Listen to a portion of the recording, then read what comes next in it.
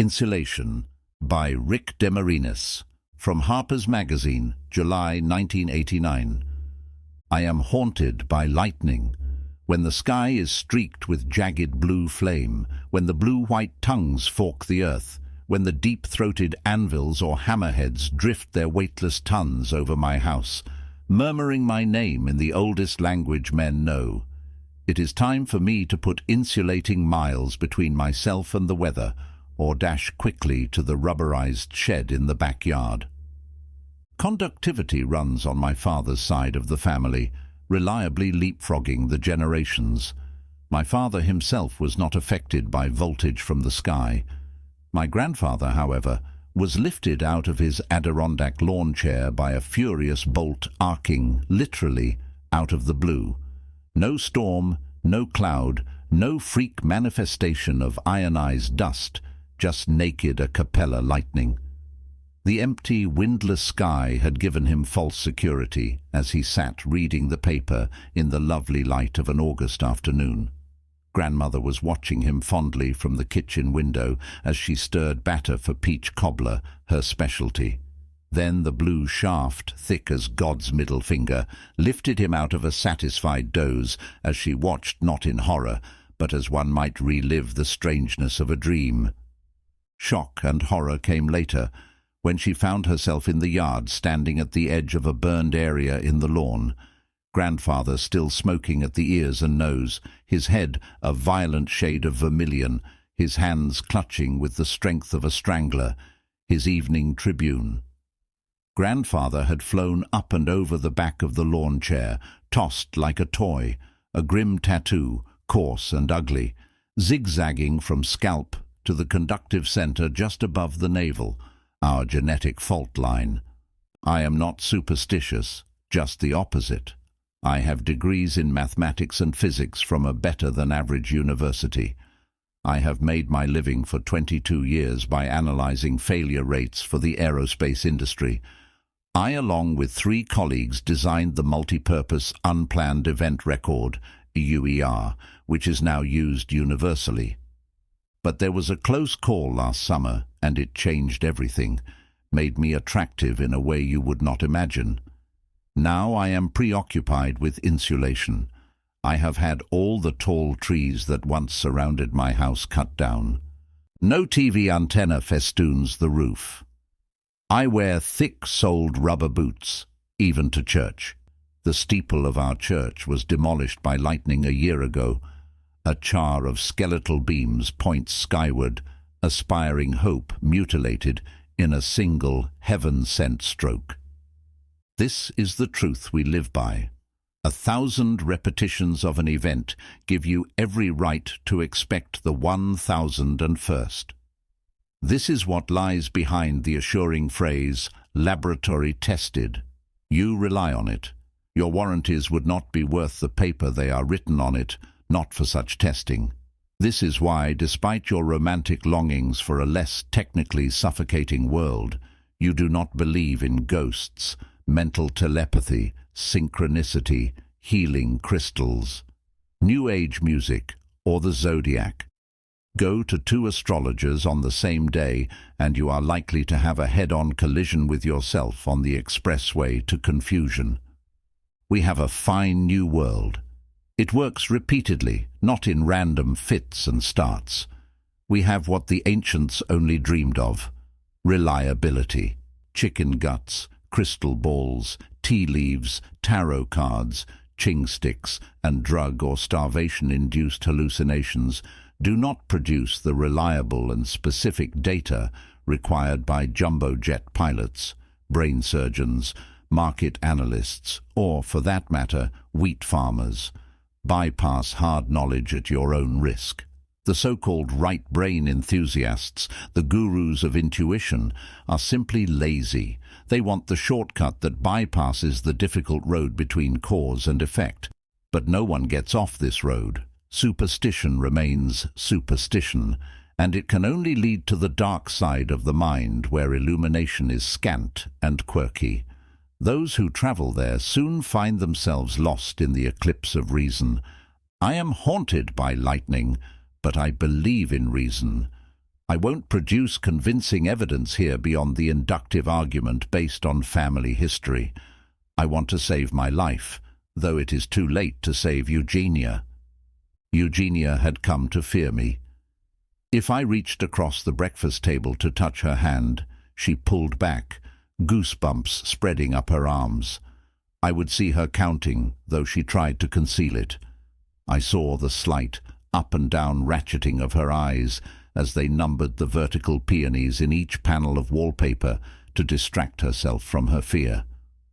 A goodbye kiss at the doorstep had become an ordeal for her. Our lips no longer met. We kissed the neutral air. In the bedroom, but I am not one to discuss the bedroom. Suffice it to say that when the forecast was bad, our nights were spent in the stomach-souring dread of distant thunder. Eugenia had lately evolved rituals to such times that made the traditional Latin Mass seem accessible and abrupt. She made the bed 7 times, spraying again and again the underside of the blankets and sheets with an anti-static aerosol. She stood on a chair and unscrewed the light bulbs, thinking, foolishly, that by disconnecting them from their source she would safeguard the bedroom. For this same reason, she unplugged the radios, clocks, and television set. She kept crystals under her pillows. Sometimes they found their way into the bedclothes, where they scratched us. But she would not hear my complaints. A sudden breeze with the smell of rain or ozone in it sent her running. She claimed she could see the fine hair along my upper arms rise up, as if from sinister sleep, when ordinary, unmenacing clouds drifted overhead. She knew, to give her credit, that she was made up of positive and negative charges. We all are. The universe is. There is nothing else. This is the bottom line, perhaps the only line. The play of human events, a phantasmagoria imposed on an electromagnetic field. You knew this, of course. There is nothing more to say about it. When the electron-hungry clouds, anvils, hammerheads, began to track me down with the same inexorable logic that describes the fall of an apple, Eugenia believed the danger was a consequence of moral fault. She made the sign of the cross before receiving me. Later, she took to wearing rubber electrician's gloves that reached her elbows. Gum-soled shoes covered her feet. She coated herself from ankles to earlobes with a non-conductive oil used in the manufacture of electrolytic capacitors that smells vaguely of burning dogwood. I still keep a steel drum of this oil in the garage. The insulation eventually involved the very place of intimate connection. The bolt of passion, needless to say, was often neutralized by such rigorous precaution. I won't say more. I have been to famous clinics. They found my blood, bones, and tissues normal in every way. They found no pockets of ionization, no secret micro-lightning rods wired into my femurs or tibia. My hair has been studied for excesses of copper, zinc, and iron, elements that might seduce electrons out of the sleeping ground. I have been wired to ultra-sensitive meters while spinning dynamos were passed over my body. But the indicators did not leap. The doctors advised psychiatry. They ignored the evidence I offered. 100 years of empirical proof. Grandfather in the lawn chair, his grandfather struck down in a pasture. My cousin Priscilla was electrocuted by her telephone during a storm. My eldest brother Paul, his pacemaker dazzled by a faulty microwave oven, causing his heart to wreck itself with fibrillations. My young brother Warden dead on the putting green. And of course there's me. The scalp-tightening sensations whenever a storm gathers, and then the close call of last summer. Evidence. But evidence without theory is noise. I have no theory. Desperate for a theory, I wrote to Dr. Harper. Harper is a psychologist who writes an advice column for our local paper. I signed my letter, Haunted. Dear Haunted, he replied, the abnormal fear of lightning is a well-documented phobia. Like the other common phobias, fear of the marketplace, fear of heights, fear of confinement, it can now be safely attributed to brain chemistry deficits. Rest assured you can be cured through appropriate medication. As for your evidence, your close call, please, in the future, do not go fishing in aluminum boats." I didn't know the boat was aluminum. It was painted dark green and had a woody look to it. The seats were wood, the gunwales were wood, and the oars also wood. I saw wood, I believed wood. It was my friend Ted Banner's boat. I had checked the weather forecasts, and there were no thunderstorms within 200 miles. I cannot spend my weekends reading technical journals in a rubber shed. I need recreation. I should have realized the boat was not wood by its action in the water, but Ted had distracted me with the tradition of sky burials in Tibet. The bones of the dead are crushed and mixed with yak butter so that scavenging birds will eat the remains and carry them, along with the spirit of the deceased, to the sky. Ted teaches comparative culture at the community college and is endlessly fascinating, but even so, I should have been more conscious of the threat. I caught a fish, then Ted caught a fish. I caught another fish, a big fish, and then Ted caught a bigger snake. I saw a terrapin leaving a wake. There were mergansers, fishhawks, and an occasional heron. It was lovely. I had a fine time, and Ted, who makes his own guitars, talked meticulously of how lightning-struck wood is soft and easily worked. It mends cooperatively with applied heat and produces, in the finished product, an incomparable tone. Ted had his guitar with him, and when we began to believe the fishing would not improve, he strummed and sang. It was idyllic. Even so, I should have been more conscious of the boat. "My guitar speaks," Ted said. "This is a concert guitar, the back and sides made of struck rosewood, the top of struck cedar." But there were other voices speaking, and I heard them too late.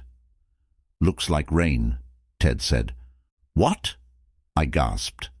I swiveled about, rocking the boat. "Boom, boom," Ted said and strummed, and then I heard it too. Thunder filtered through trees and hills. I dropped my pole, heard the gong of metal on metal, and it was then I realized the boat was made of not wood, but aluminum. "Jesus, Ted!" I cried out. I picked up the oars, clambered into the rowing seat, and headed the craft back to the dock, which looked to be at least 2 miles away. Even as I bent to my labor, wind wrinkled the lake. The first angry white billow appeared at the crest of a hill, and as if announcing its arrival, a basso profundo roar caromed through the small green valley that held the lake and a few small farms. Unaware of my fear, Ted strummed folk tunes from the 1960s while drawing peacefully on his pipe.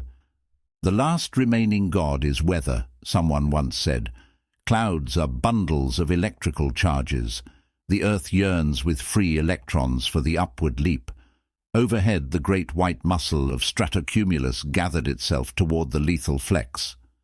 The weightless tons drifted silently over us, staining the water dark green. I rowed hard. At last, Ted noticed my terror. "Not to worry, old son," he said blandly. "Lightning can't strike twice in the same place, or haven't you heard?" He held his lightning-struck guitar high and grinned. "We're safe," he said. "Guaranteed."